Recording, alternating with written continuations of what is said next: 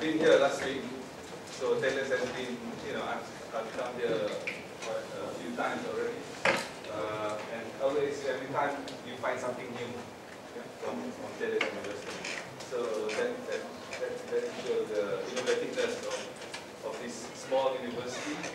So today I'm just going to discuss a little bit about alternative water resources, the role of membrane technology.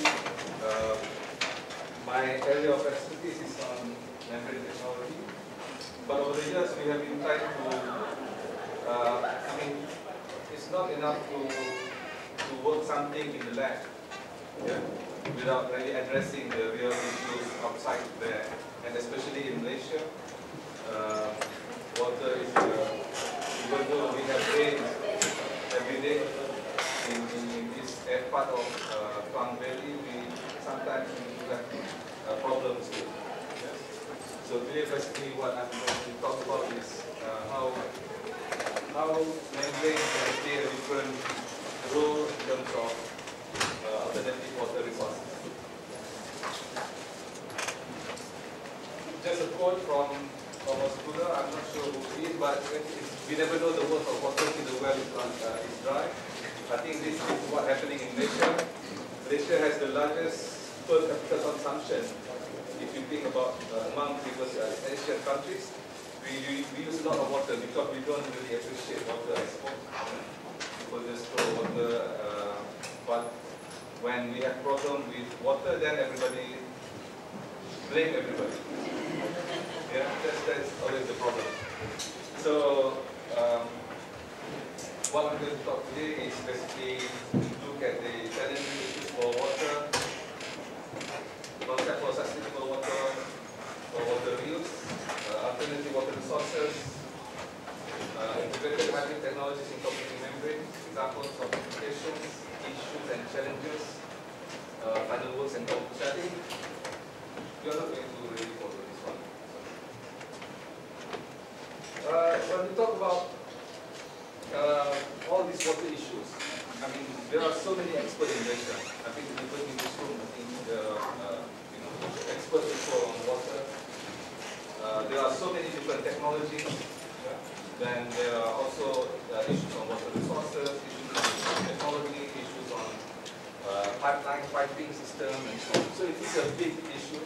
But for us chemical engineers, maybe we want to see some issues that is related to our interest.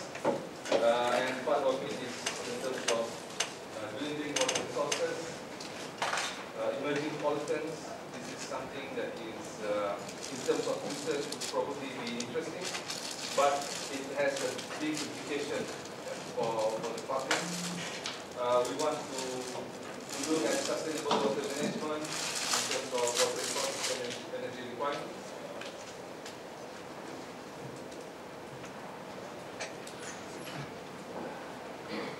Okay, this was the scene last year, but this year I think it's better. Last year, many people were angry because it was raining outside, but there is no water coming from the tap. So it's very, very sad. So, and if you look at the projected water scarcity in 2025, Malaysia do not have that problem. Because we have water, but maybe we have some other issues related to this water management and so on.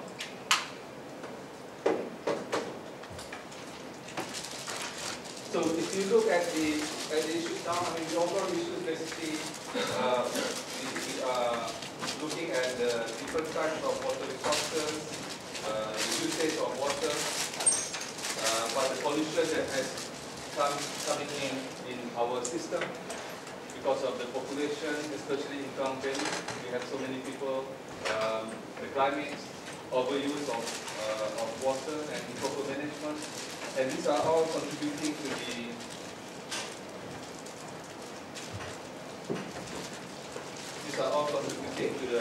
the crisis in a way. And as a chemical engineer, what will be the role? Academy has stated that water is one of the important issues that I can address in the future. But in Malaysia also, I mean, it's very sad that many people are involved in water research, but we have not been able to come up with a good solution for water.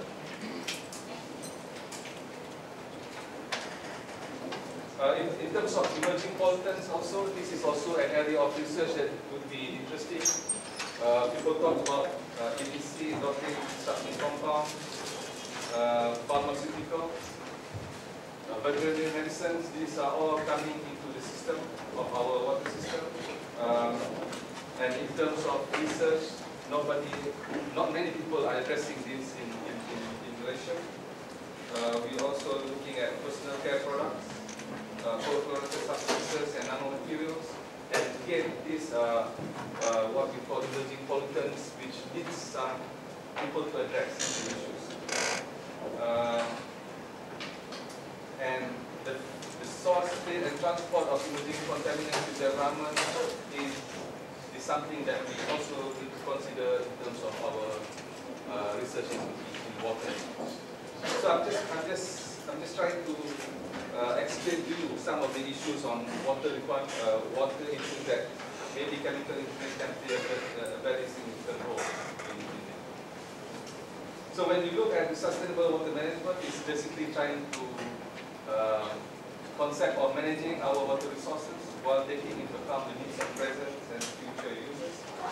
And as a chemical engineer, we have the opportunity to try to use our expertise to solve or to make it sustainable.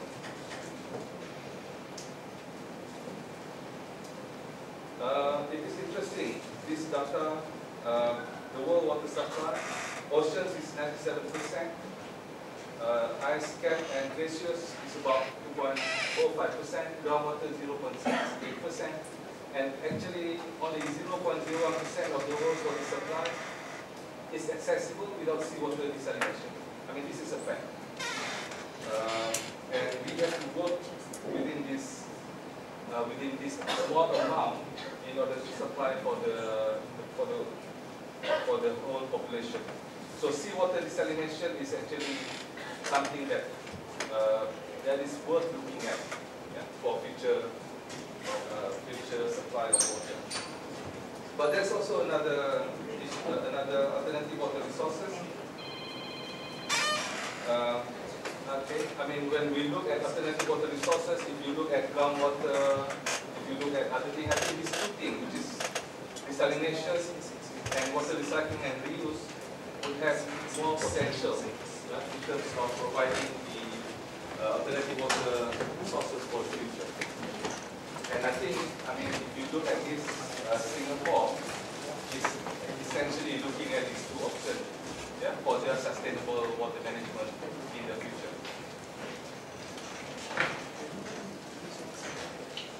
In terms of global wastewater recycling and reuse market, you can people have been predicting that Asia and Australia will have a very strong growth in the future by 2017.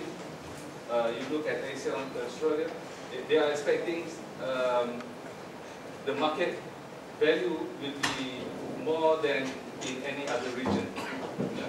So, and in fact, in Malaysia, the estimated volume of wastewater generated by municipal and industrial sector this is like 2.97 billion cubic meters per year. Yeah. So this is a huge amount of alternative water resources, which may have some potential in terms if we are able to manage it properly, or if we are able to treat and manage it properly. And global trends for wastewater reuse assessment. There are different ways of using wastewater recycling for irrigation, industrial process, reuse and recycling, indirect potable reuse, as well as direct potable reuse. So these are the four options if you want to look at it. And again, these four options will provide us with the suitable planning for Malaysia, for this country. So this is the same thing that I mentioned before.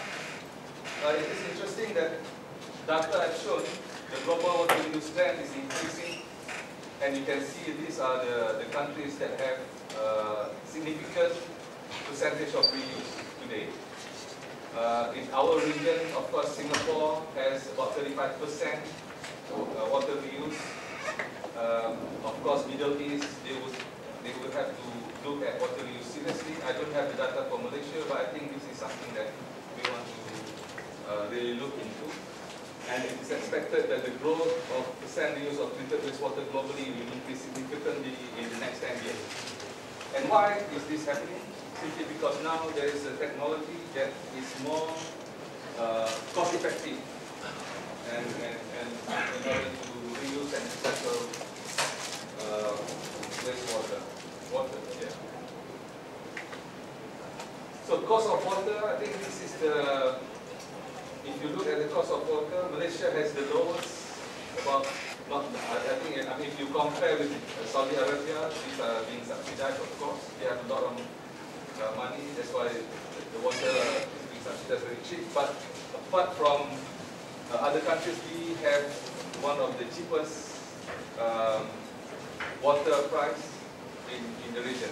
Yeah, so it's about 0.70 cents USD per meter cube. Whereas you can see in Europe, New York, Singapore, 3.56 and so on. So from this data, I think if you want to do business, there's one good opportunity when we look at this water. In Malaysia, on average for 1 ringgit, you pay for 500 ml. That makes it about 2 ringgit per liter or 2,000 ringgit per meter cube. When the cost from tap water should be about only 2 ringgit per meter cube. So you can imagine how much people are making money out of this water industry. And I think if you want to venture, maybe this would be a good idea. You can see from 2.5 per meter cube, they can sell it to you at 2,000 per meter cube. And as a public, we are willing to pay for it. But in Europe, you can see that people can just take the water from the tap and drink it, and they are paying slightly higher, but everybody can enjoy this thing. Yeah, but here again, some issues with the cost and pay. Somebody must share it.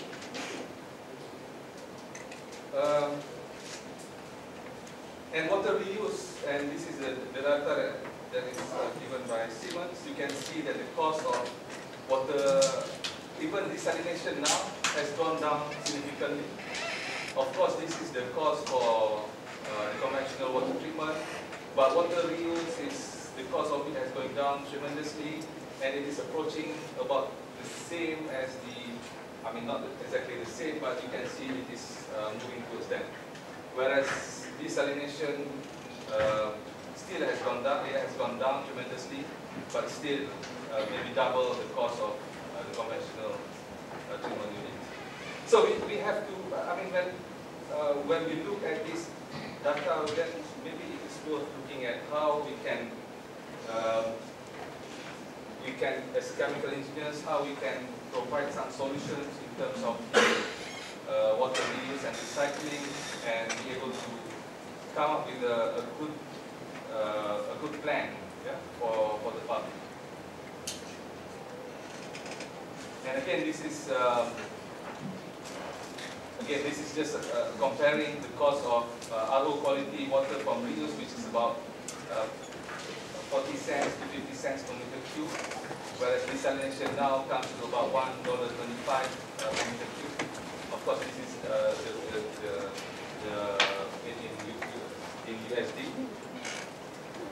Now, so I'm just giving you up to now some of the indications or some of the data that will help us to see whether it is worth looking at it.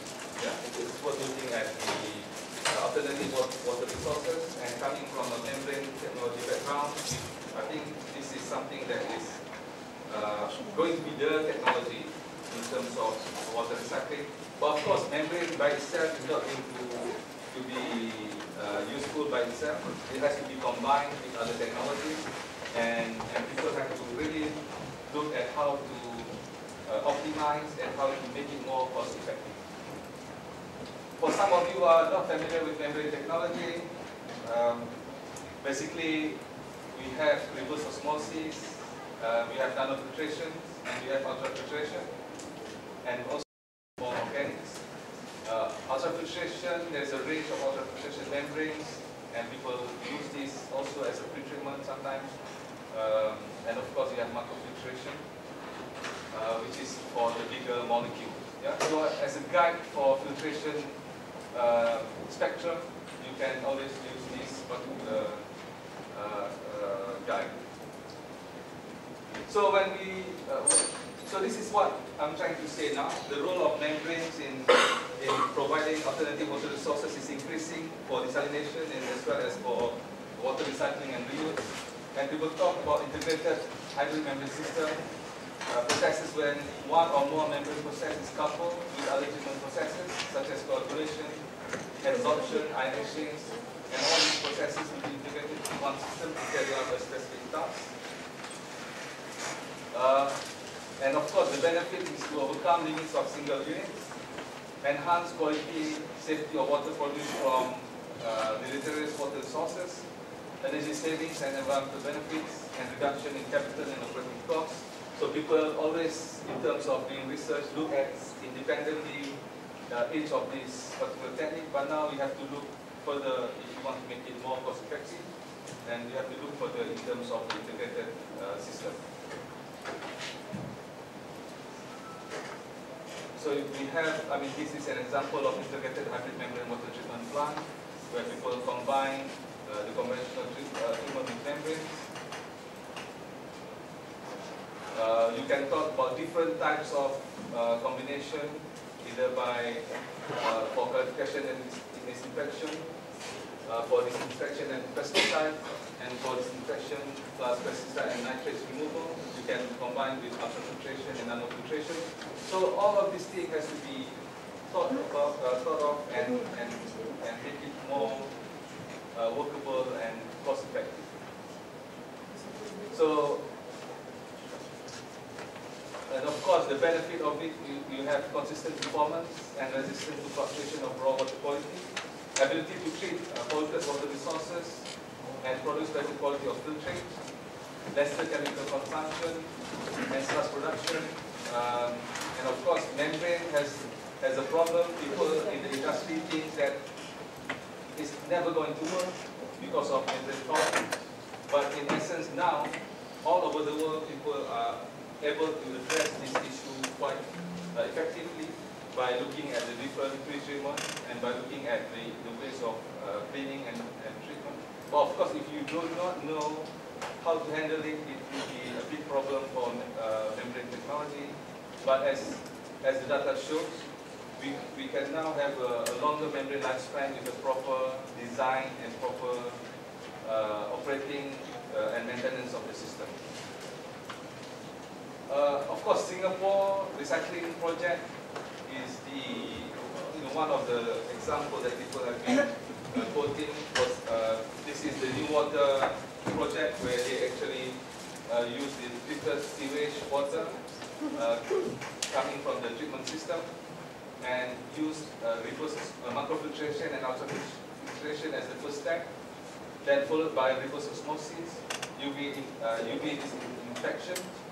At first, they are offering people to drink this, but of course people don't want to drink this. But now Singapore has used it for high quality ultra pure water, for semiconductor manufacturing, makeup water for industrial cooling and steam generation, and by using that they are reallocating other water resources for potable consumption. Yeah? So that is something that is allowing more opportunity of alternative water resources to get into the system. And the report from the Singapore Water Reclamation Study, expert panel reviews and findings shows that basically you have a very good water from the treatment system that is considered safe for potable use based on the comprehensive physical, chemical, and macrobiological analysis of the water conducted over the 2 years. And the capital cost for all of the new water plants averages about 1 59 per meter cube USD per year, while the annual operation and maintenance costs for the water are about 0.26 per meter cube per year. And the industry was charged at the rate of 0.71 per meter cube for the water. I think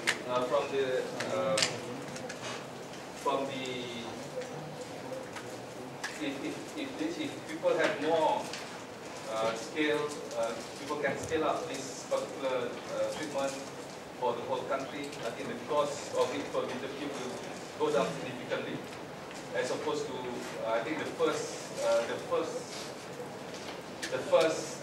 capital cost will probably be slightly higher, but over the years, if you are able to produce more plant and if you make it things become more effective and so on, the cost of it will go down tremendously. We work with a local company. Of course, there's only one, the big one, Sisida Water Consortium, to try to do the same thing and look at the possibility of having the water recycling and reuse for Malaysia. This is located in Cyberjaya, a small pilot plant utilizing membrane technology as well as other technology. So basically, it was comparing coagulation, macrofiltration, and RO in one as one line. The other line will have sand filter, UF, and RO, and the treated water coming out of the system will be tested for its quality. This is the ultrafiltration membrane, and this is the RO membrane that has been used for this small pilot plant. And as you can see, I think this is just a summary of all the results that we obtained. In terms of the quality, there's no issue, there's no problem in terms of meeting the standards for that is allowable by various different standards, including drinking standards. But of course, if you want to put something like this, you have to make it more cost effective, and you have to study it for quite a number of time. One issue that we have here in this particular study is that our raw water means that this is the treated water coming from our local sewage treatment plant. The quality of it is quite poor if you compare to other treatment plants in maybe advanced countries. So this put a burden in terms of the treatment subsequently. So again, this kind of issues, I mean, if you do it in the lab, you will not be facing it. But when you try to implement it outside, you know what are the problems that are involved, and you must be able to tackle it. So we also did a very interesting survey among the public. Technology is available, however, the main issues are acceptance by the public or industry. In terms of minimizing the cost of treated water, and in terms of incentive by the government. Feasible concept, as I showed to you before, the numbers, the amount of water being treated by a company like IWK is huge. What happens is that when you treat it, you pass it back to the drain, and it goes back to the river, and it becomes polluted. But can we come up with a system whereby the industry should be able to use that particular water at a very cost-effective way, and centralized treatment and distribution industries for indirect reuse can be one feasible concept. So we ask the public actually to look at the reasons to be suspicious in wastewater reuse, and of course most of them feels that they are not safe, when in fact it has been shown to be quite safe. Religion is not an issue for most of the public. The cost also is not an issue. Well, I mean, it's just a small concern for them, but the main concern is actually the toxic substance, the long-term unknown health effect, and doubt with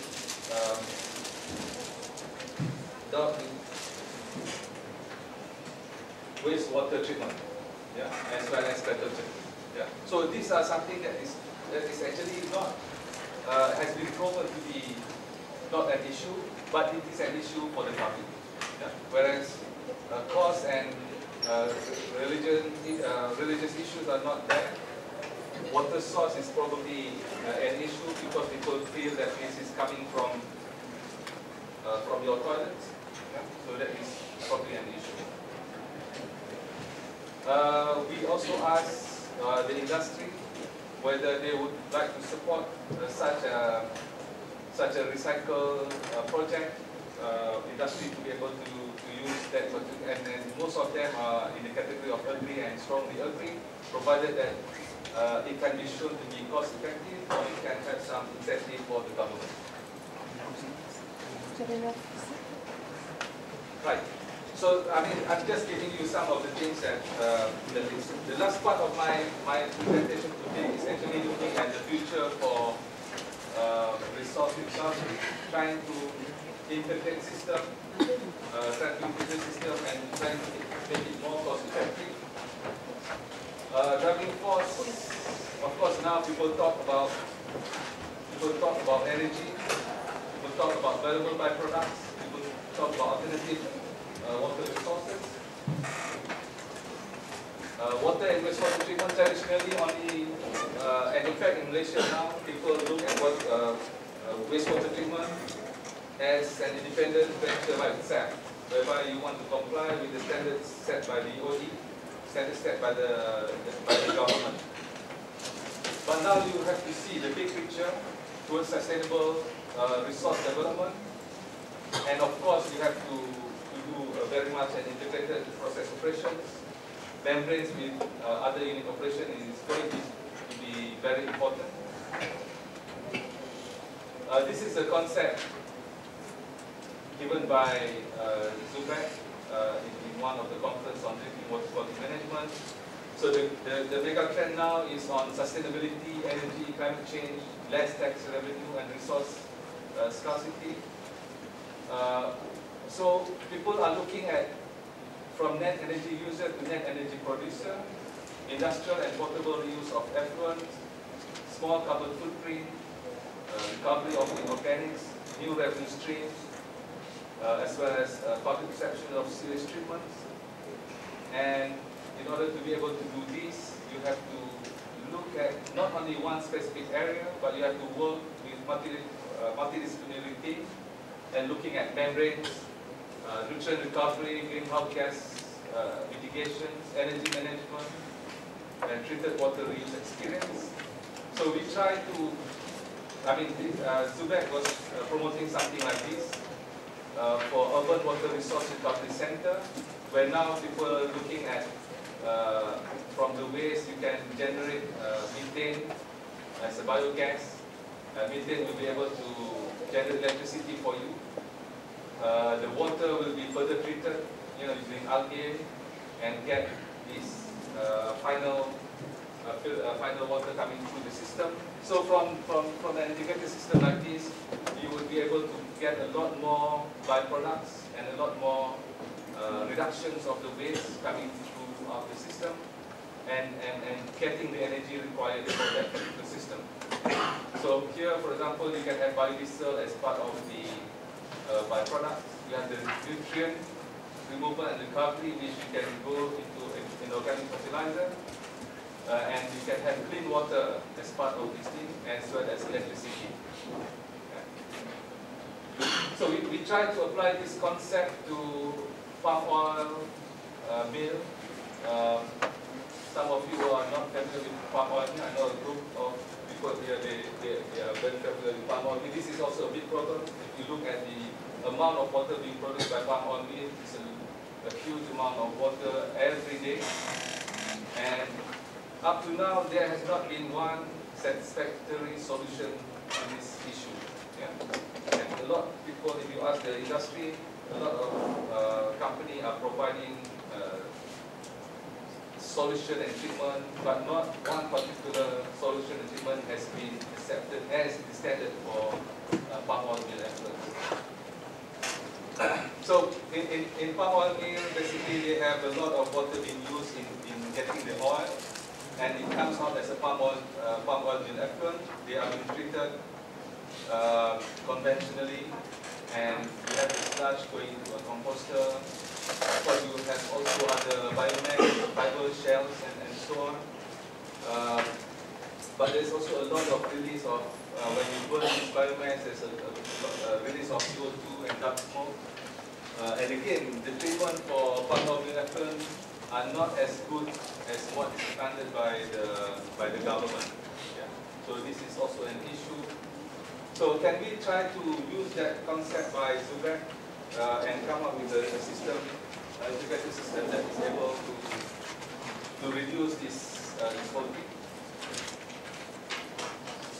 So what we have proposed, actually one of the big companies in Malaysia asked a few universities to come up with a solution to the system, and you can come up with this solution trying to integrate the wastewater coming from the system, coming up with a pre-treatment and try to either produce methane or hydrogen that is possible by using this palm oil effluent.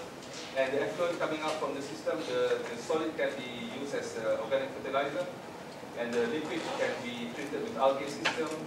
And of course, if you want to further improve the quality, you can use a membrane system to do the treatment, and you can get back the same quality of water coming to be used again by the plant. At the same time, hydrogen and methane can be used to generate energy, and if you can do something like this, cost effective and as well as reducing the problems that is there. This is also another company that I want to share. Akokima, I'm sure some of you know he was also the chairman of IME 3 years ago. He came and presented to us this grading of the palm oil industry. This is actually a system that they are installing in one of the palm oil in Malaysia. Here we are going to install this small pilot plant of this particular one by next year. Hopefully in 2 years' time we will be able to report the progress of this particular system. But Akokima, they are looking at a different way, but this is their suggestion in terms of the raw forming.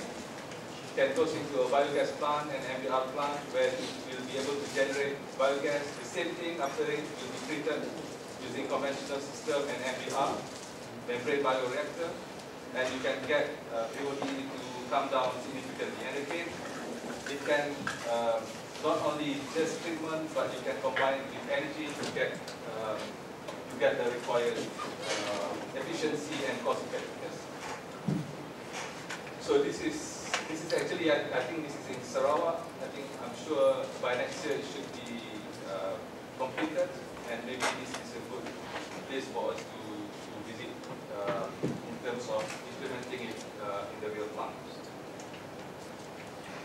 And of course, similar concept to what we have been doing. You can look at the overall picture and try to get value from each part of the processes while treating it at the same time. So, final words.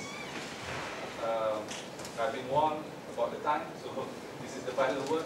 Whereas I think the whole thing, what I hope you can get from my presentation today is the fact that we have to look at alternative water resources. And we have to look at the most cost effectiveness, because when you are dealing with the industry, that is what they are interested in. And it is not enough to just look at one particular treatment technology. And doing it in the lab, of course you can get the papers, patents and so on, but you have to look in terms of the integrated system. Because that is the future trend. And in terms of membrane research, it has a huge potential because as you have seen today, more applications in terms of desalination and in terms of the water recycling and reuse for the future. Just promoting this journal, as mentioned by Professor Thomas. I hope some of you who are involved in this thing, we have launched this particular journal under Elsevier.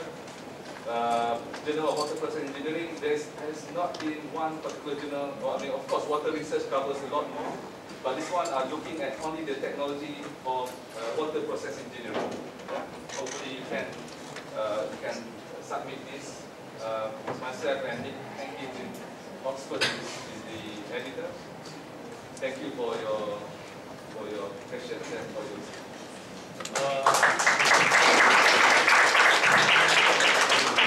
Thank you, Tato, for the interesting talk. Well, I think we can take maximum 2 questions. Any question, please? Yeah, one of the challenges that you mentioned in regards to the use of membrane technology in water purification is fouling. You mentioned that they have been addressing this already. Can you mention to us what are some of these methodologies or strategies to address the fouling issue of the membrane? Okay, in terms of research, people are trying to use different,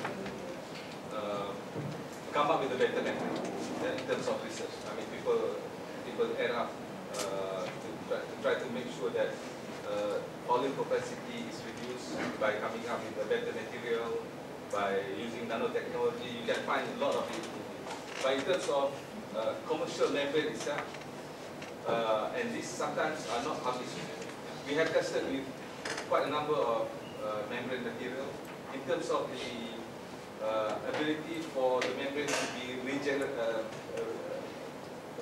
clean and regenerated in a way. It has become better.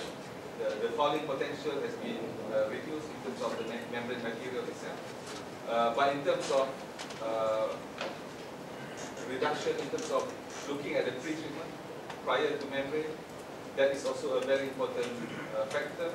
So if you can design a system that allows a lot of things to be removed, a lot of the powder to be removed prior to the membrane itself, and there are many relatively cheaper technology to do that. So that is also some of the things that has been done. But in terms of research, definitely, I mean, if you look at the people are introducing nanoparticle in the membrane material, people are looking at, sometimes people are looking at how certain components can help to improve the membrane. And I believe this is being achieved commercially, but they never tell us. But the test that we have done with commercially available membrane shows that it has improved significantly.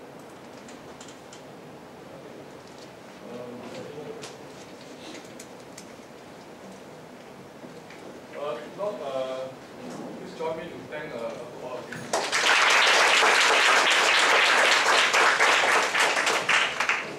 Okay, our second speaker is Professor Aziz from University of Malaysia.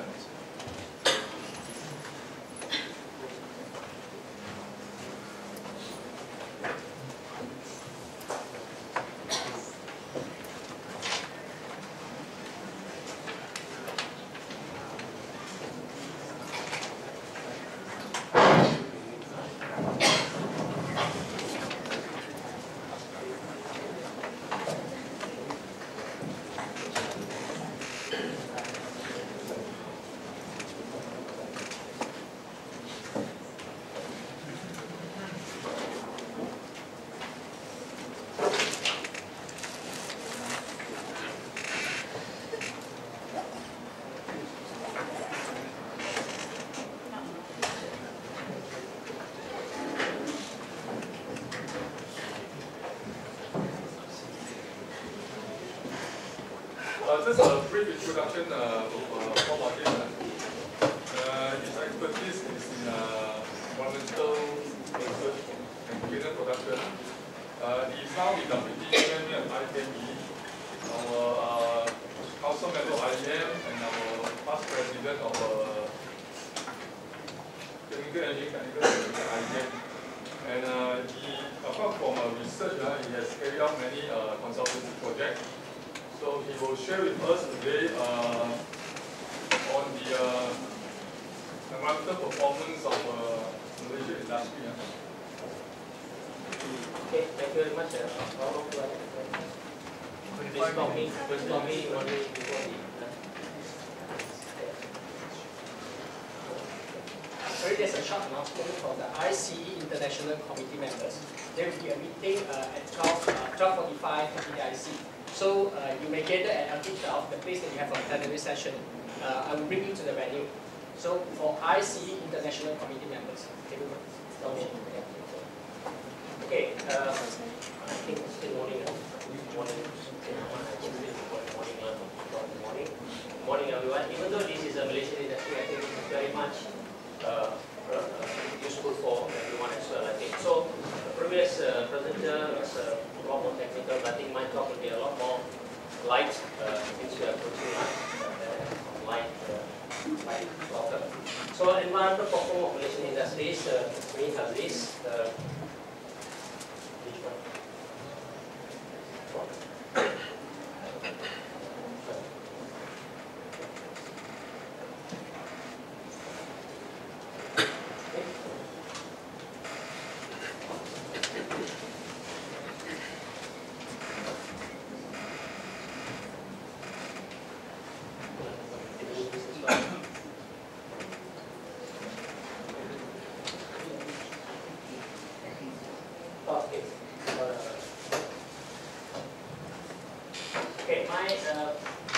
My content will be on global warming. Don't worry, I will be preaching on global warming. Very, very small slides. Malaysian performance, look at Malaysian performance and then do an assessment. Comparison to global trends and current efforts, Malaysia. And some case studies that I was personally involved and some conclusion at the end. Before that, we will see what chemical engineers can do about this environment as well and what we have been doing. So basically, that's all that. Now, this is one picture that I picked up. Okay, just remember this bear because you see the bear at the end of the talk. Okay, and compare about what we can conclude. Now, when you talk about global warming, not everyone believes it. Okay. If you see here, this is all of the thing. Only 12% of the people are alarmed. 27 people are concerned. 25% people are cautious. And these are all disengaged, doubtful, and 10% will say no. This is not good. Okay. So we have to respect everybody's opinion. And let's see what happened now. These are some of the items that people are saying. Those non-believers are saying that data does not show a measurable upward trend in global temperatures because we don't have enough long-term historical data. The Earth exists for millions of years. We have only data for years. How can we conclude, right? Then people are also saying data is being interpreted incorrectly by people who are already worried about global warming, or the data is being interpreted by Americans purely for economic purposes, or data is being interpreted purely for religious purposes, things like that. Okay, this also exists. An increase in global temperatures we are seeing could be a natural climate shift. Natural. Even birds have fever, you know. Why it's good? Detoxification. So this is the Earth's way of detoxifying itself. It's purely normal. Come on, let's go ahead with your life, no problem. This is what people are saying. Now, but whatever we say, there are some proof here. We say that Earth's surface temperature has risen 0.8 since 1906. Sea level has risen, melting of snow, increased humidity, early spring. Are we saying all these are coincidences? There must be some truth in it. I'm not preaching for global warming, but there are some truth in it. Just now in the morning, in the plenary, one of our speakers says tornadoes are coming, and it's correctly related to this global warming as well. Now, the question is, what is affected? Quality of life is affected. Food supply is affected. Now we have how many percent extra food supply in this world at present day? 50%, 20%, 30%. It means now, right now, we have about 15% extra thanks to China. It means now, if we require 1 ton of product, we probably have 1 ton plus 15%. If some catastrophic climate change happens, this can go on very quickly. Okay? So food, that's why food is a safety aspect now, safety issues now. Commerce, energy prices and things like that. So we'll see some of this example later. Now, This is one of the pictures that I picked up. Which is which? I'm just asking. After climate change like this, before climate change like this, or which one is which? There's some believe in neither. But do you believe in this? This is only in the movies, right, at all. Right? But I put these pictures just to take it out of mind. Okay? Probably we don't see this now. Okay? Probably we don't see this as well. There's a lot of things that can happen here. Remember this image. Okay, so I want to put this image so that we think about it. A lot of things are happening. A lot of species are being lost. Okay? You can read a lot of things about this. Now, let's go into the subject matter. That was just a little bit of introduction. Malaysia performance, our environmental performance. Now, this one is a very famous statement. We say that 2009, we say that okay, by this time we reduce by 40% intensity. Many people didn't understand. Until now, even many of the officers in the environmental department they don't understand what it is. Okay, so let's look into this. Let's see whether I got it right or not. Maybe I'm wrong. Now, recently the Prime Minister says Malaysia has already reduced emission intensity of GDP by more than 33%. Recently, we're supposed to reach later, but now we have reached.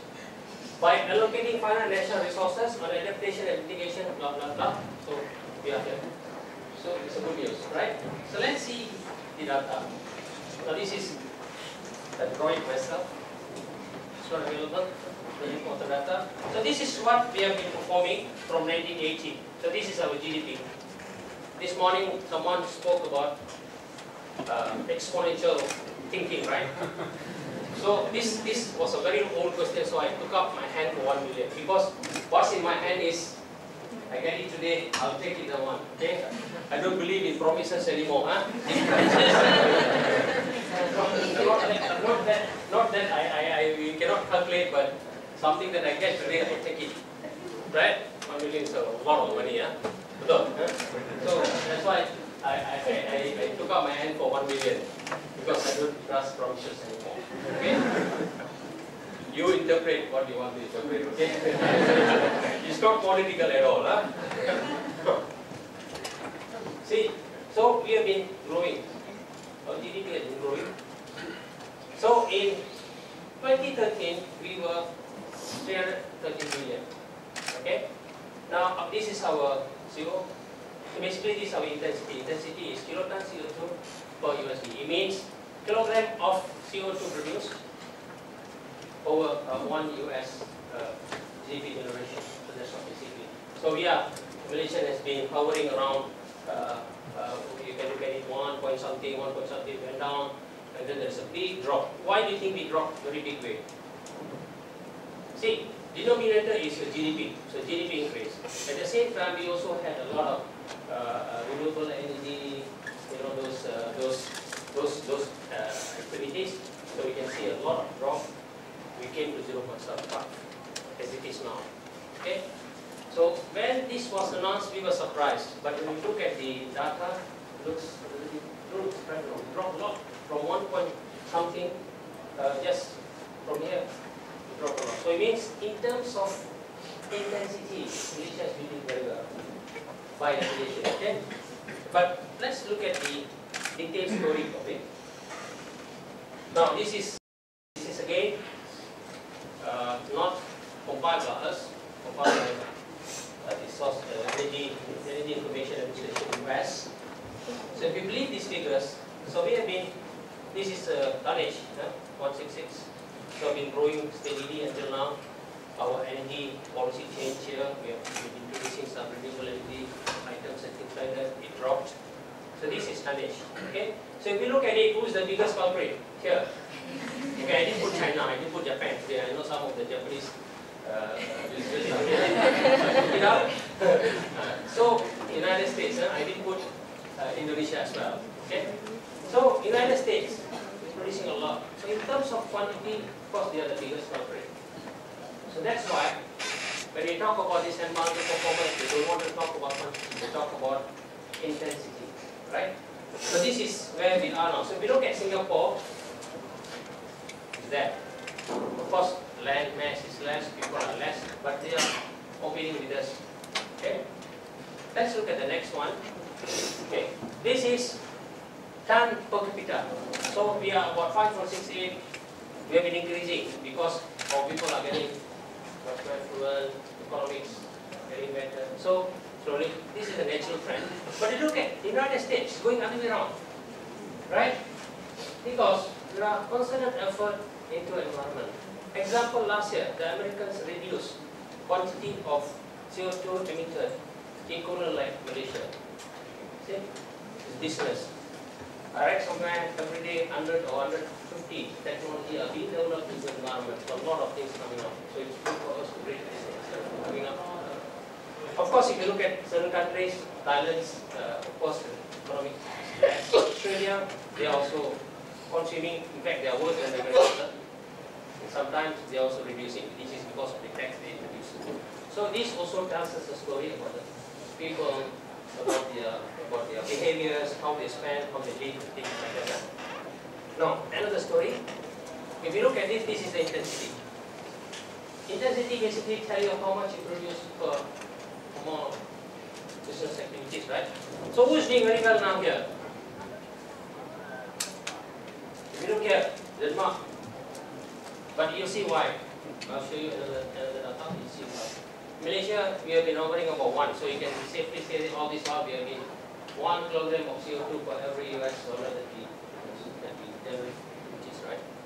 We look at United States, yeah. So now, in terms of business activities, they are much more environmental friendly than us. Belgium, there, Denmark here. Denmark, you look at Denmark, continuously reducing. Right?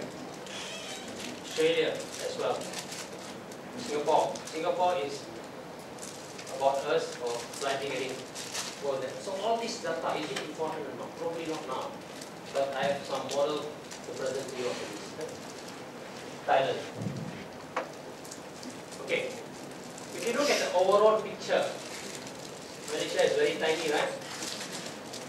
Right? If you look at China, of course it's very big. This is I'm talking about 50 years. But this kind of argument don't go in United Nations. So we don't, because I have bigger population, I'm contributing to the world economy, obviously I produce more, right or not? But what's important is my intensity. How much, right? So in that sense we lose out. But in the overall sense, we are here. Okay? Now, this is not Malaysian, but this is an overall international thinking. Majority of our CO2 comes from here, which is fossil fuel, right? And 9% is land use. Basically, you clear the land, you burn, you produce CO2. This 4% is industrial process, other processes that produces CO2 directly. So that's very little. So basically, our problem is coming from here. Okay, this is a reason study. It's a very big calculation. I think those who are in the environment probably you want to look at this. It's a very nice compilation model. And out of that fuel that I talk about 87%, 22% goes to transportation sector, 20% goes back into industrial sector because you also use fuel boilers and things like that, right? This is for the electricity and part of the generative go to industry as well. This is the sector. You can see. So many of these goes into our electricity generation. Okay, fuel. That's why Malaysia is not talking about nuclear, whether it's feasible, whether it's environmental friendly or whatever, but there is something that is on the plate. Okay, we can argue about against it or whatever, but it is coming. Okay, solar limited, wind limited. I have some cartoons after this. You can look at it. So this is where the situation is now. Now, let's come back to the situation. Our time, okay? Are we ready for carbon economy? When I say ready, I'm talking about nations. Now, this is some of the ways that some of the countries are tackling emission. If you see now, Australia, okay, they abolish it. It's a big issue, and they change the government, they abolish it. We British Columbia, they charge this much. Costa Rica, 3.5%. Denmark, 31%. Finland, France, Ireland, okay. Japan, okay, we have to mention Japan, but Japan charges, I don't know whether this is still true or not. Mexico, Norway, Sweden. Sweden charges 168 US for every ton that you, okay. Obviously, if you look at those countries who imposes this big tax, you can see the intensity is very low because there's a lot of environmental activities going on. Switzerland, United Kingdom. So these are the, so how much we charge? We don't charge anything. On top of it, we give subsidy for the oil. Okay? Now, okay, I don't want to be very, I'm not here to talk against subsidy, but I'm talking purely from environmental point of view. Can we sustain it enough? So, reality check is that pricing is linked directly. So now it's already happening.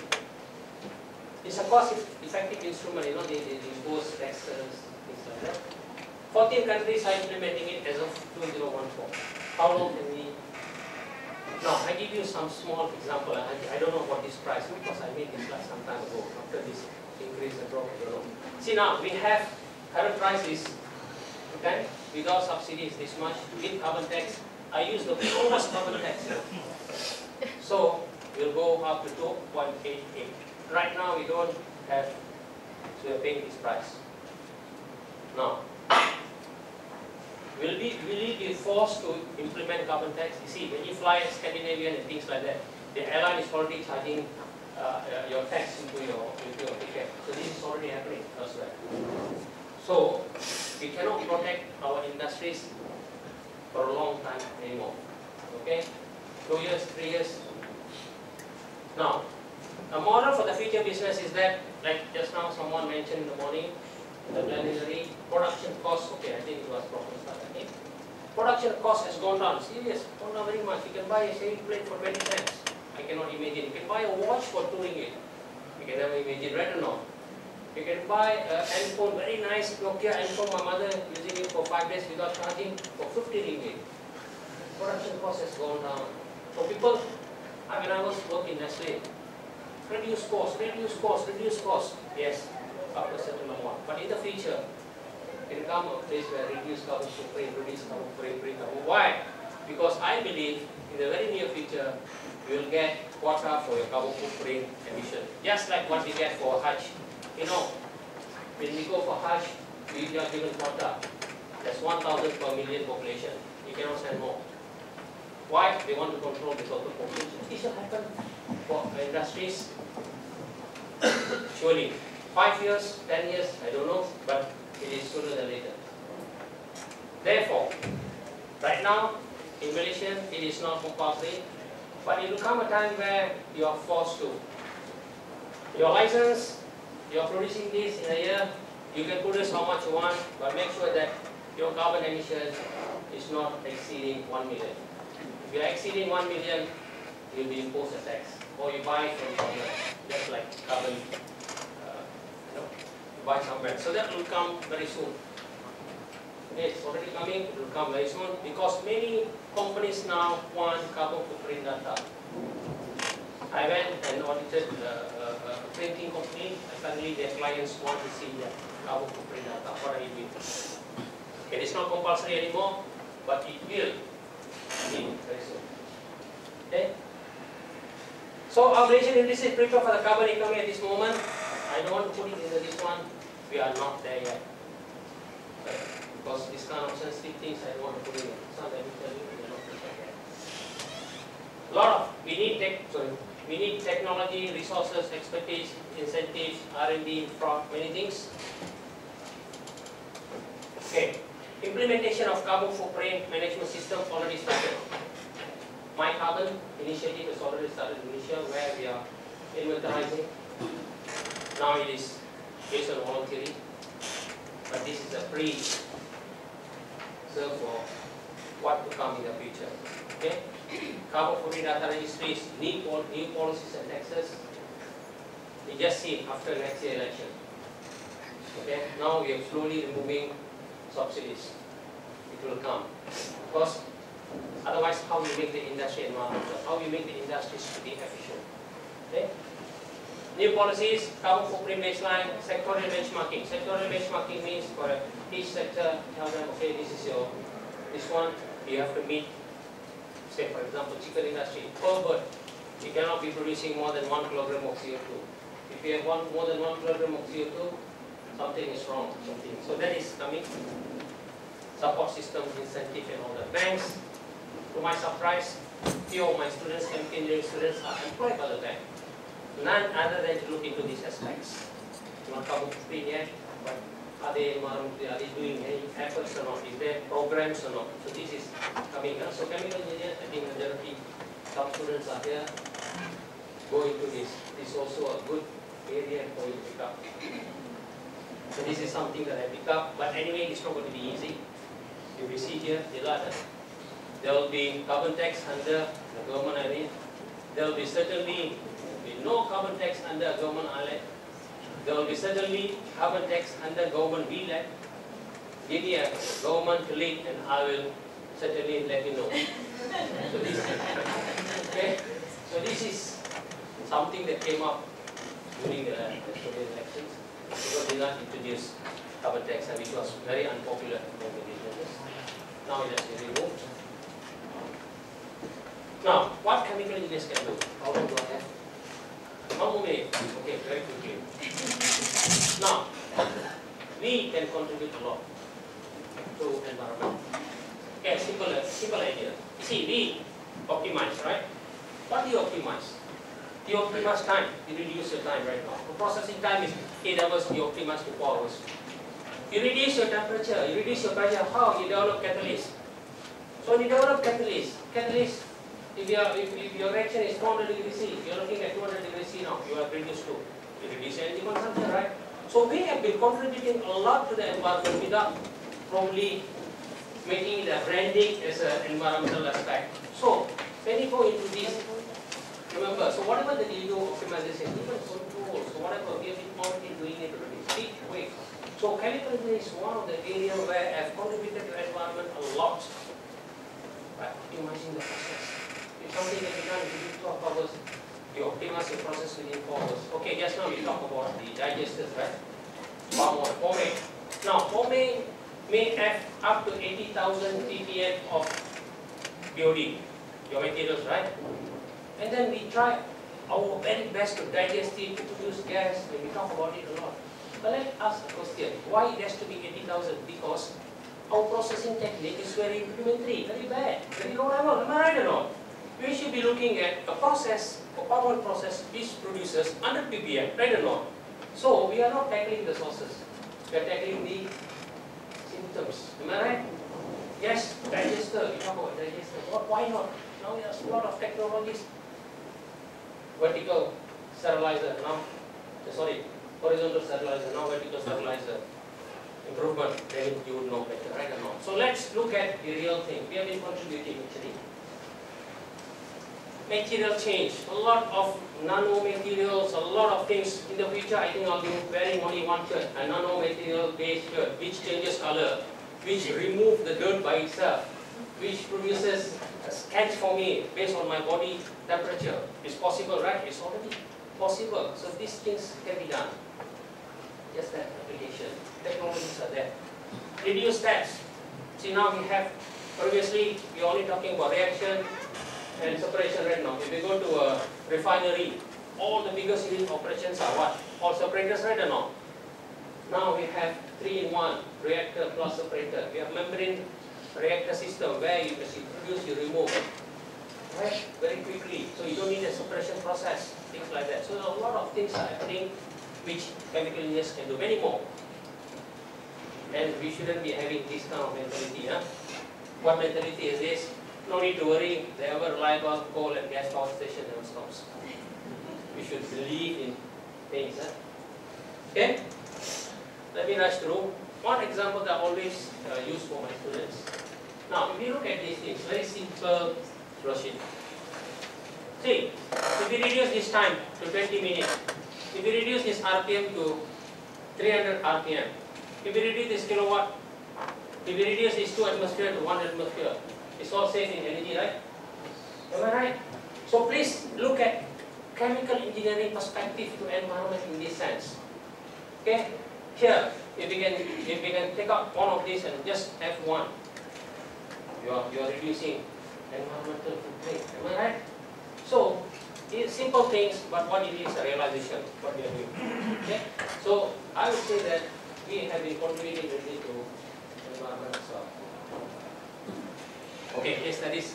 Okay, these are real case studies that I've gone through. See, at chicken processing, the whole place is aircon. Okay, whole place is aircon. Only 1 minute. Now, 12 degrees C. If your productivity just slow down a little bit, you're going to process for 2 more hours.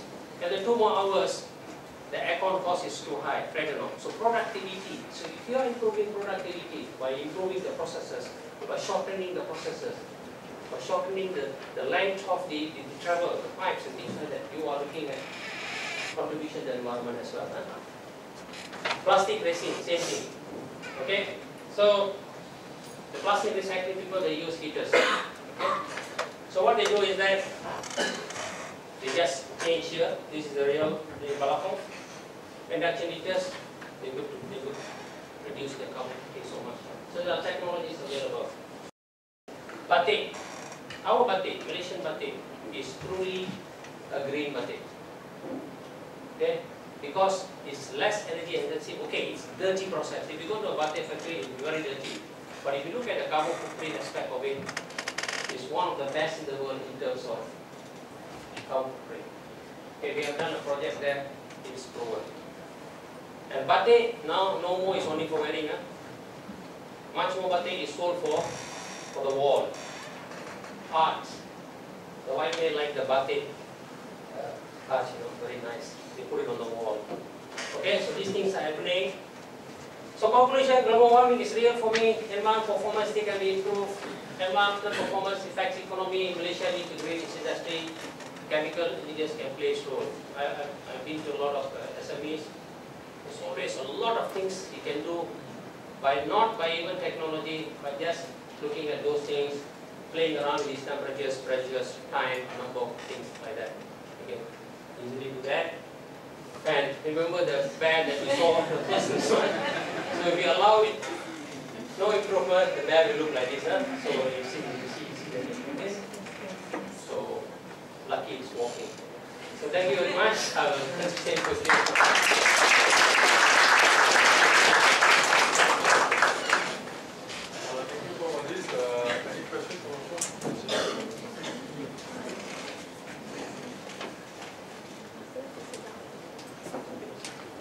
Now, please join me to thank our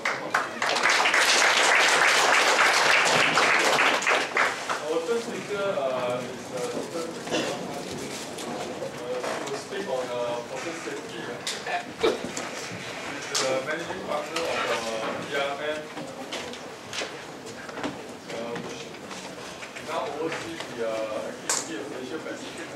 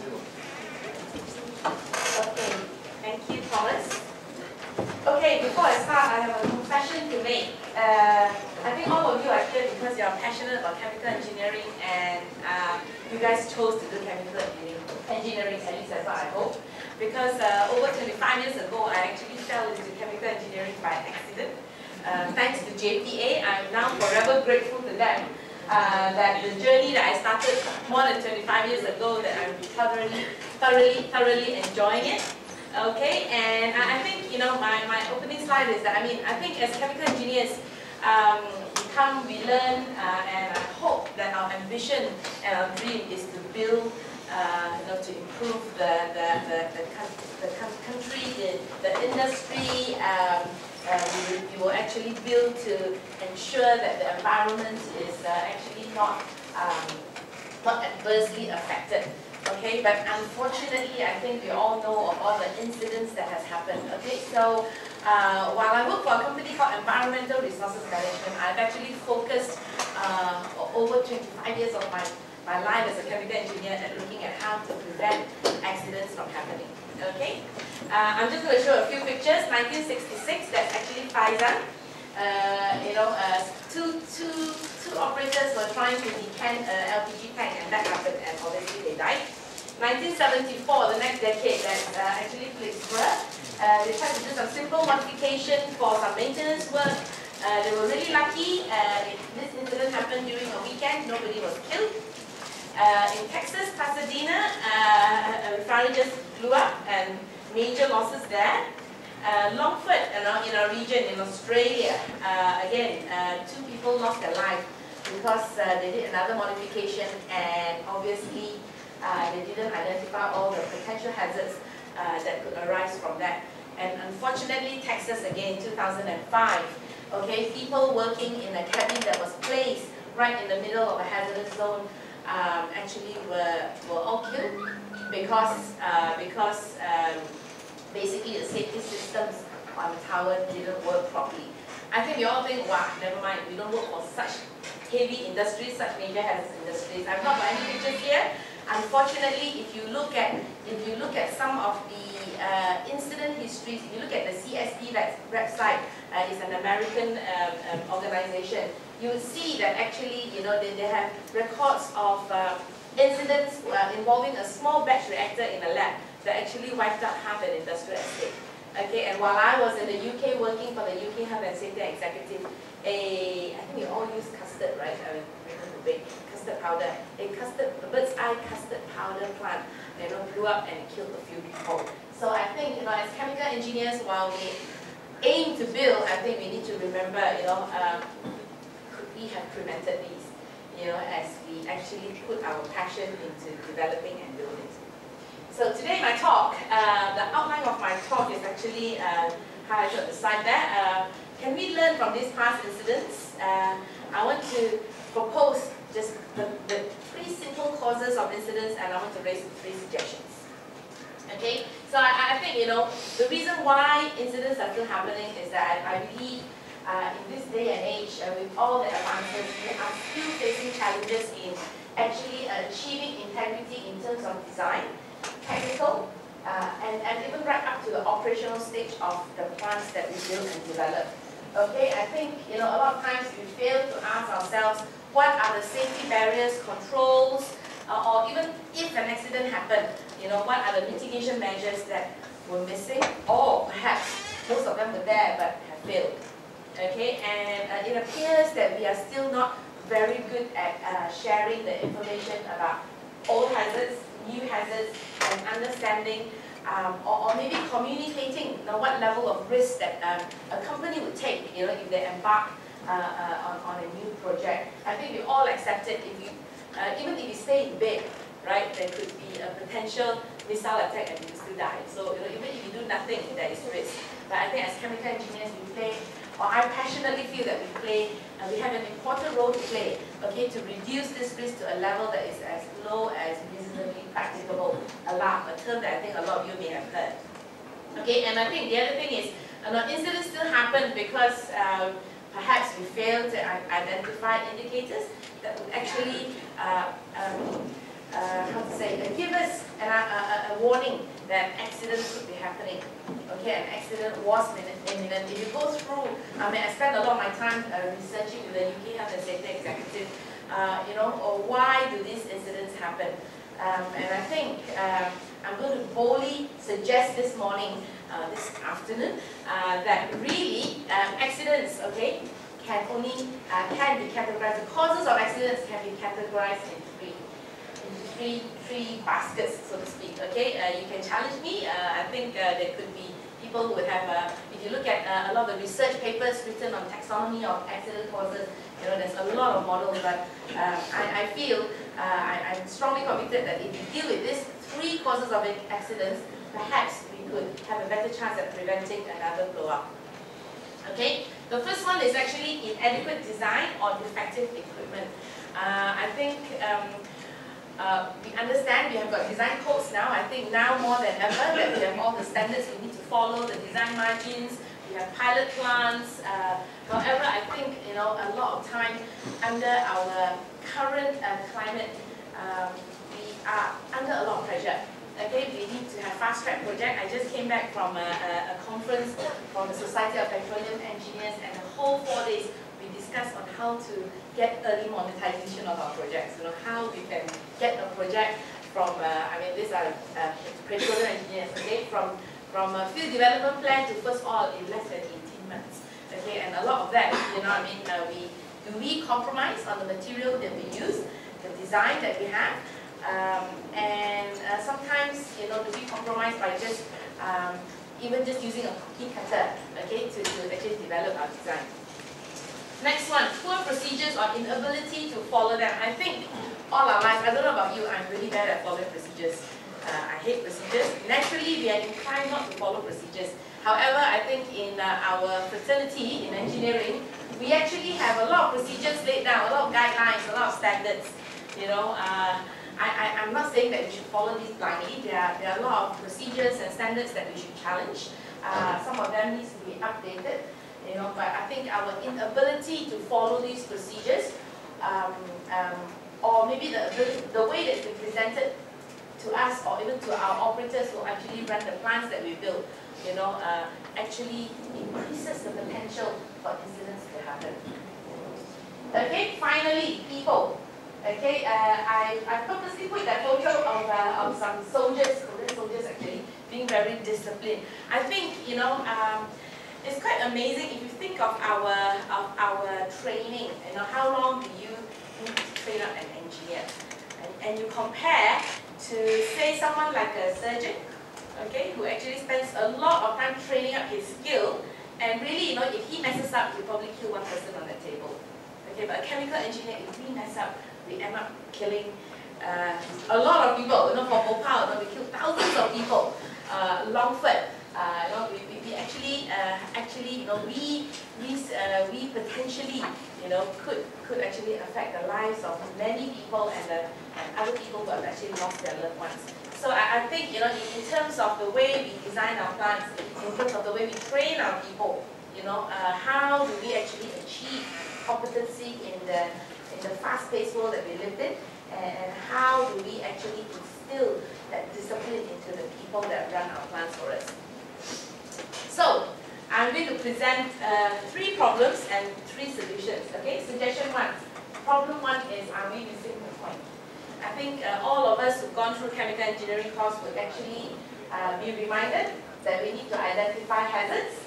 Okay, and sometimes if everything is important, then nothing is important anymore.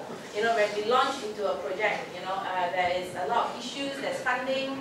In the industry, we need to get our projects monetized, we need to make sure that CAPEX is kept low, OPEX is low so that our RON is high, our return on net is high. Okay, and very typically, what happens is good intentions, start up where we will actually have, we will start in time, in terms of safety performance, we do a pilot plant, we learn, so safety performance improve, but I think, at the midpoint of the life of a plant, or facility, we tend to plateau, and then after that, we go down. I think if all of you remember Bhopal City, that was what happened. It wasn't that the plant wasn't designed well, it wasn't that the plant wasn't provided with enough barriers. It had many layers of barriers, but none of them worked. And the result was thousands of people were affected. So in that sense, a lot of times we are really, really missing the point. Okay, so where do I start? If everything is important, I think in our lives daily, at home or at work, at school, everything is important. We need to make money, we need to get the project done, we need to save the environment, we need to keep our plants safe. So, there's so many things that are actually screaming up our attention. So where do we start in terms of hazard identification?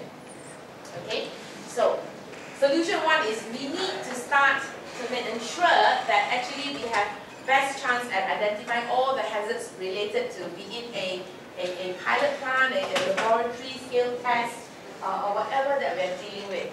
Okay, and one suggestion that I'm going to say is that really, you know, if everything is important, how do we identify everything? If we've got a list of 10, 20 hazards, which one do we deal with? We need to be able to synthesize that down to help us understand what is critical. So what tool do we have? Or I'm just going to suggest one tool that I use a lot in the work that I do with my clients, and it's actually the bow tie analysis. You can't see anybody wearing a bow tie here. Okay, it's not new, it's something that has been applied by industry, I would say, more than 15 years ago, but it's getting more popular now. Okay, what is a bow tie? Okay, a bow tie is something where we actually first need to identify all our hazards. We still use our HAZOPs, we still use what-if analysis, we use failure mode effects analysis to do that. But however, when we have the whole list of hazards there, do we then actually go and understand what are the things that will actually help us address these hazards? Okay, so in a bow tie, what we do is we actually identify what major accident events that could actually come about from the hazards that we've identified. Okay, we put down all what the trigger events are. So in a brainstorm environment, we actually then decide and identify, get the right people in the team. Okay, and it's not just the process engineer that's there, not the chemical engineer. You will probably need your material specialists, I don't know, your mechanical engineers, your operations, people who actually understand how plants are run. Okay, you identify that, and also you identify what are the causes, the ultimate consequences, of those trigger events that we've identified. And I think, the focus, what is critical, we need to be focusing on the green parts of that bow tie, which is actually on the right-hand side. Before an accident happens, what are your prevention and control measures? How many layers of protection do you need to incorporate in your design to prevent that major accident from happening? Okay? However, things fail, people fail. Remember me, we don't follow procedures. Okay, so when something happens, when a release has happened, I think we still have an opportunity to mitigate and control that. And that could be hard barriers, your detectors, the depressurizing systems, you could put pacifier protection, firefighting systems to actually contain your incident to within your site. Okay, so that is one. So what can bow ties do for us? Okay, so I'm just going to summarize. The bow ties actually will help us actually have a pictorial view of what major incidents are and what are the initiating causes, potential consequences, and safety barriers. Very simple. 3 things to remember. Okay, and I think what is important is we need to focus on what is critical. Remember the green parts of the bow tie? A lot of I think the oil and gas industry is paving the way. They now identify the green parts of the bow tie as safety critical elements. Elements that you need to pay attention to, you need to ensure that they are well maintained, that your people understand how to operate these things, and what you need to do, okay, to keep your plant safe. And I think the other issue that is coming about is that now we need to be, I think all of us have balance scorecards, we have report cards, so to speak. And I think for these safety critical elements, do we define the performance standards, the expectation of how these equipment will function in an emergency, how reliable will they be should an incident happen, not like mobile, okay, and would they survive, in the light of an incident. For example, in Piper Alpha, for those of you who heard of that tragic offshore incident that happened while I was in the UK actually, and I must say that got me into this field of safety and risk. Okay, an explosion happened and 167 people lost their lives in one night. Okay, and a lot of that, there was a lot of, they had big inquiry and everything, but a lot of that boiled down to really, when the incident happened, the incident took out all their safety systems. Okay, and even their ability to stop other platforms from pumping oil to fuel the fire that caused more explosions. Okay, so that's bow tie. So the key thing is really we need to understand the hazards that we're dealing with.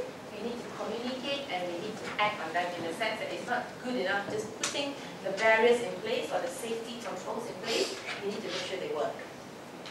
Problem number 2. Problem number 2 is procedural.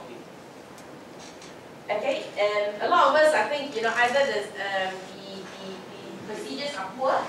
I suppose we cannot call the standards that we work to poor, but however, I think the way that it's been presented, how we interpret them, or a lot of times there are a lot of things that are just non-existent. Okay, I think we are used to procedures that are in file. I think now, okay, that's my time. Now we can just Google and search, everything comes up. Okay, and I think there is a problem with that because I feel that a lot of our young people, I'm sorry, young people here, I think because of the advance in searching and compute of knowledge, I think we fail to read and question and ask what we actually find, on Mr. Google. Okay, a lot of times procedures are like that, or people get innovative. We try to actually present procedures better. But why is it that our people do not follow procedures? Why is it we fail to follow procedures? And I think with the best procedures in the world, we cannot really cover everything that could go wrong on the plant. Okay, so my suggested solution is something called SOOB, solve. Okay, it's actually a statement of operational boundaries. Okay, it's something that I think as engineers, as we design our plants, we need to think. Okay, if conditions and environment that will actually deviate, we do hazard and probability studies. If conditions deviate, do we have a simple way of helping our people who operate the plants, who hopefully are well trained and are disciplined like the soldiers, okay, would actually allow them the best chance to make the right decision. Okay, and this is just a sample of what the statement of operational boundaries are. Some people in the oil and gas industry, they call it a manual of permitted operations, MOPO, okay? And what it does is actually a group of us, the designers, the engineers, the operators, the managers come together and identify what are all the degraded situations or unsafe conditions, okay, that would then, under which a list of tasks will need to be done. Okay, and then we decide that if it's a green, it's okay. We can operate without that condition. If it's a yellow, perhaps you need to convene a further study and investigation.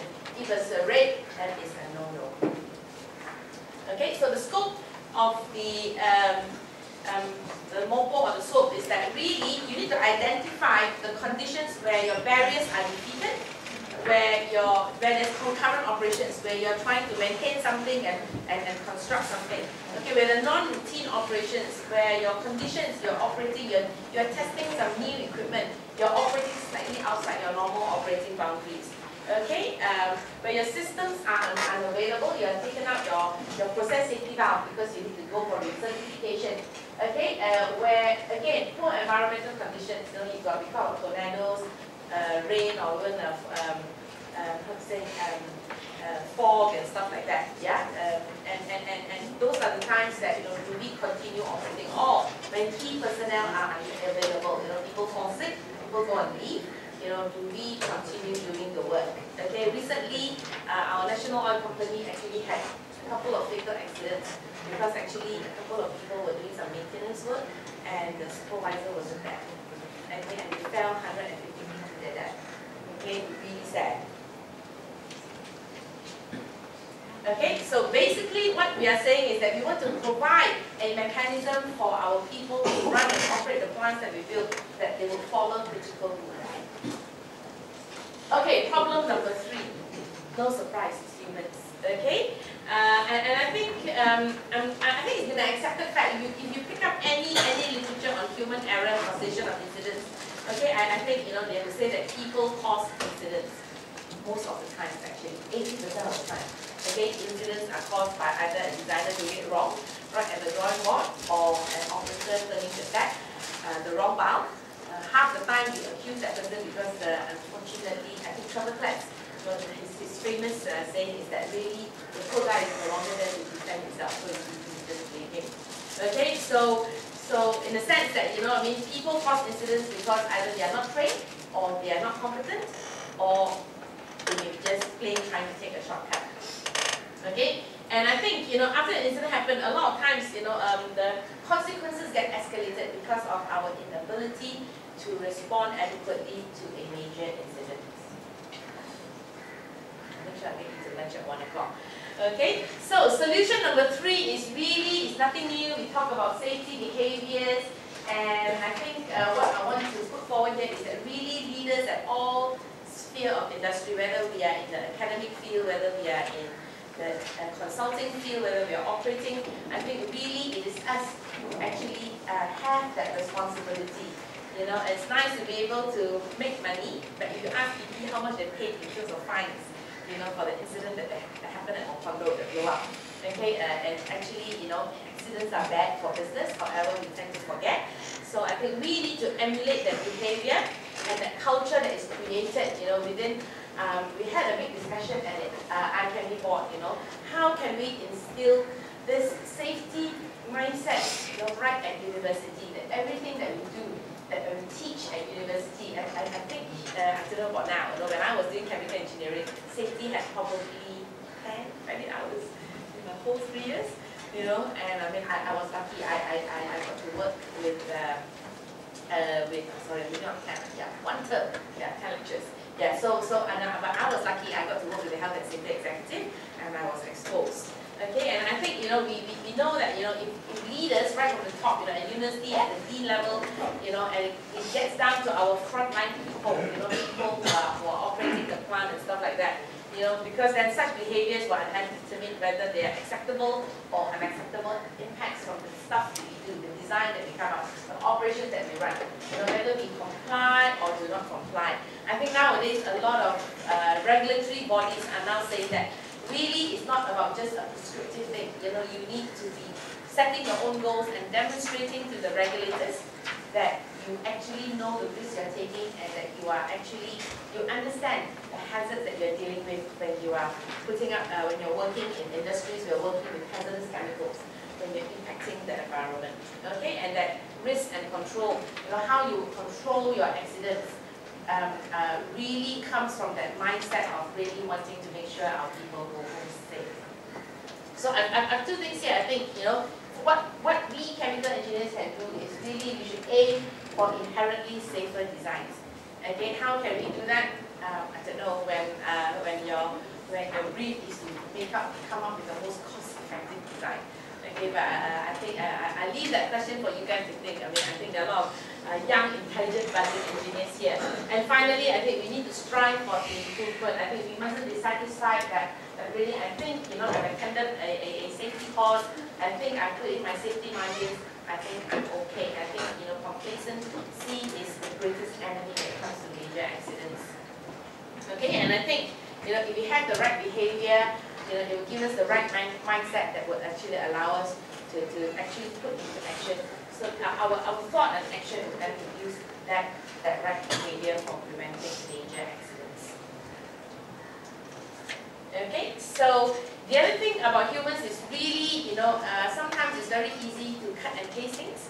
There are a lot of sample procedures that we can follow, but I think, you know, in terms of responding to a major accident, I'm proposing that we go back to the bow tie concept, that really we need to identify what are your threats, but plan for the worst case.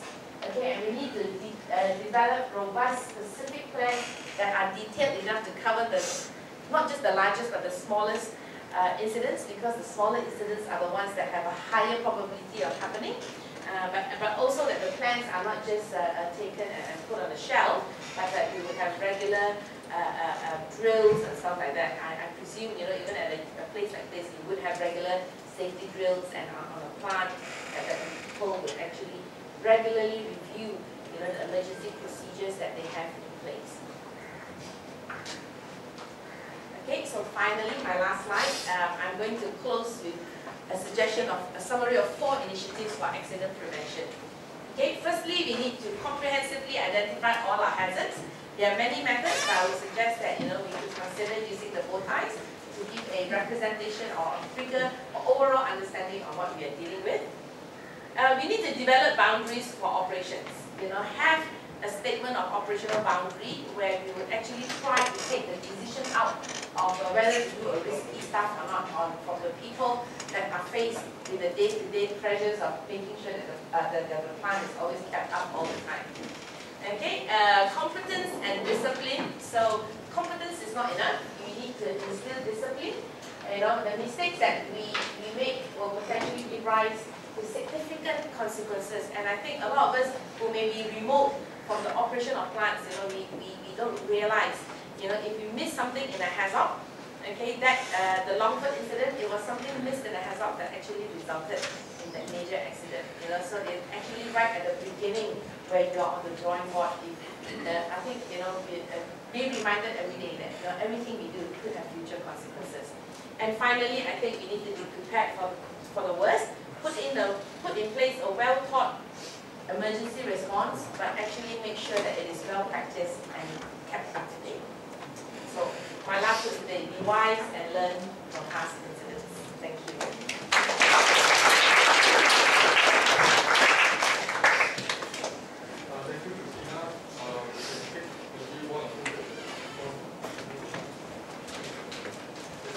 Thank you. I am from Indonesia, Kejamatan University. Dr. Christina, it's very interesting, your presentation related to the safety. Yeah. Maybe last week, Kenny from Australia came to my university and discussing about safety. One thing I'd just like to ask you is comprehensive identification issue. But sometimes I said it's very clear, obvious, but sometimes it's not obvious. How do we identify it? Thank you. Okay, you're right. Not one person has all the answers. Even if you get the best and most well-known safety consultant, that one person will not have it all. Okay, so I think it is important that when we actually do the hazard identification exercise, that we actually get a team of multidisciplinary people, but also people with experience. Okay, and I think it's a great. We need to get the right people to the room. And sometimes we kid ourselves or we bluff ourselves. We think that we just get 1 or 2 person and we try to do it. I think I have people, chemical engineers, who come to work with me because I did a hands up for my design project, but wow, I didn't realize you need so many different inputs. So I think people who are more experienced will help our younger folks to learn faster, and there are a lot more things to learn. The other thing is actually we don't spend enough time learning from past incidents. There's a lot of information from CSB, it's an American organization. There's a lot of facts and very good stuff that we need to really instill in our people to learn and to find out more. Can you share some of the accidents that happens in Malaysia? You were just showing the big one, but there are any small ones which what have been the mistakes? Few in Yes, there are many. Obviously, the biggest one was the bright sparkler that then actually sparks. The fireworks thing. I don't think it killed a lot of people. But I think if I look at the incidents that there are most high-profile ones with our national oil company, a lot of it is actually failing to follow procedure. And working outside that that boundary. Doing things at times when they're not supposed to be doing. So these are recent incidents that come, and some of it very sadly are people actually violating, overriding safety precautions that are there, but because they needed to get the job done. Unfortunately in Malaysia, we are a bit behind in the sense that perhaps it's our culture, we do not share the incidents, we do not learn that much. With my interaction with DOSH and with ICAMI and working for Petronas, I get to see a lot of it, but again, humans. But yeah, the sad thing is I think it's more nowadays. It's more to people just working outside the safe limits and failing to follow procedures.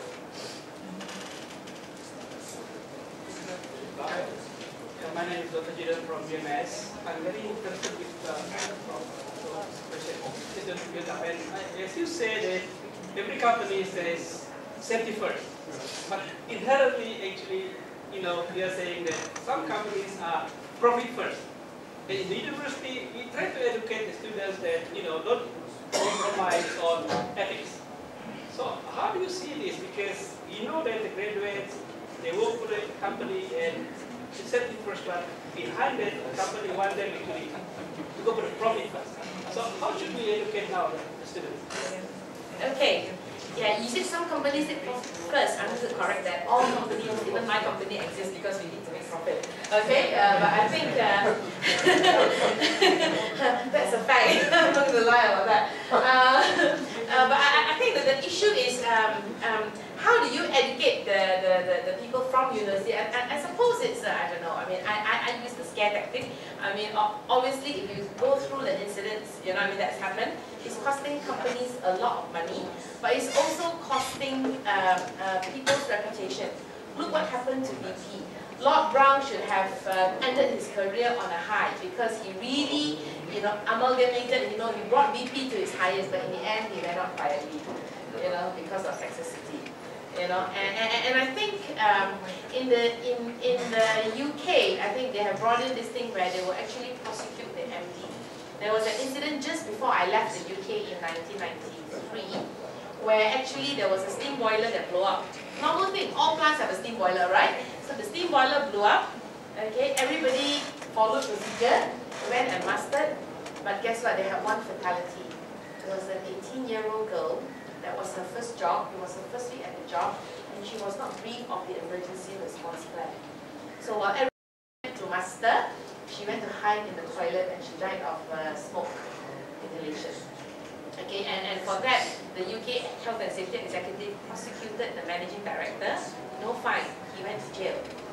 Okay, for that. So I think it's education. I think behavior and culture. I think, you know, we need to try to equate, you know, making money as in good safety. We say, you know, people, you know, we have a lot of industries, the construction industries, they've got big signs, got safety first, you know, but still, you know, maybe an incident. But I think maybe there's something that our regulatory authority can do more. But I think as educators, I think we would just need to make them aware. I think a lot of the graduates that are coming up and coming to work for me, I find that they're not aware that these things have happened. So make use of the web and make use of resources that are available. All right, thanks Priscilla for the talk.